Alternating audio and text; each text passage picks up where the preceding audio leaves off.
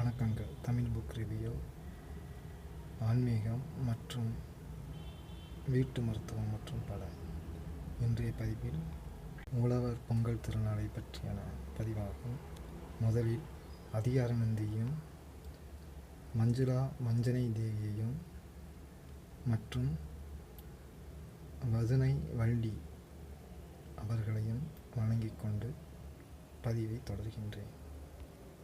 கட்டத்தில் உழவர் பொங்கல் திருநாளானது காளை விரட்டு, மஞ்சள் விரட்டு, மாடு பிடித்தல் என்ற பல வகைகளிலும் நாம் சிறப்பாக கொண்டாடி வருகின்றோம். ஆனால் இந்த நிகழ்வானது குடும்பம் நிகழ்வாகும்.